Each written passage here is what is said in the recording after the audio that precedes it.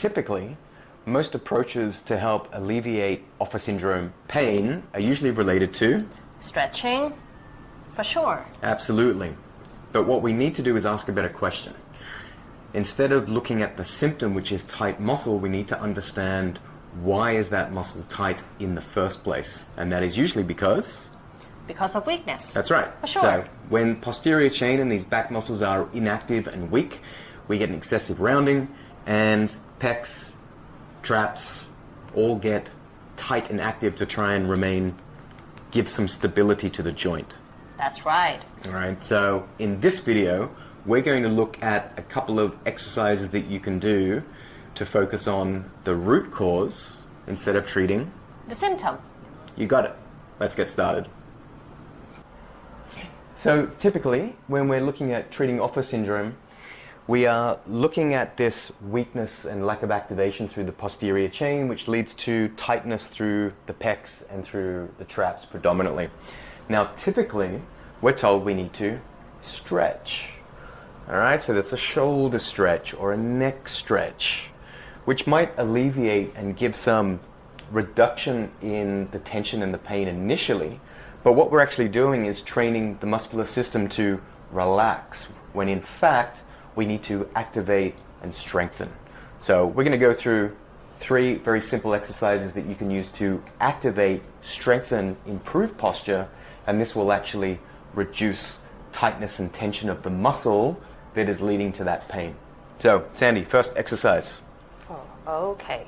So first one, we will activating the posterior chain that is on the upper back. All right.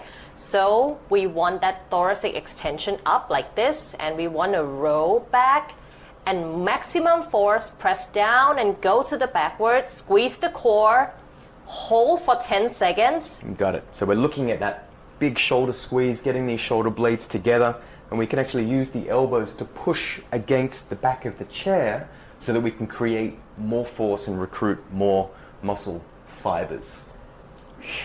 How long should we hold for? 10 seconds. There we go. So 5 to 10 seconds is perfect. You will actually feel a very quick reduction in tension just in 10 seconds.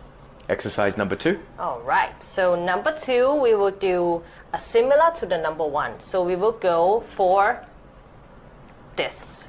All right. So if we have a hand on right here, we need to go up, thoracic extension and external rotation of the shoulder, and go press. So the whole objective of these activation exercises is to push against an immovable object. In this case, it is the armrests of the chair.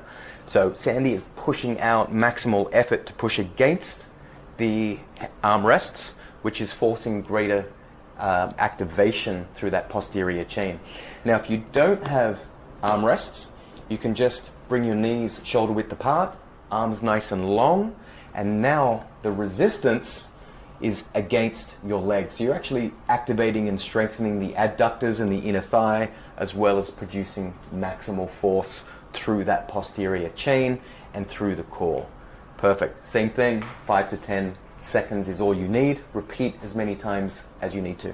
Oh, and right. The last exercise, this one's a little bit more dynamic. Okay, so we can have like a dumbbell or like a water bottle that you can go thoracic extension again and go external rotation like this.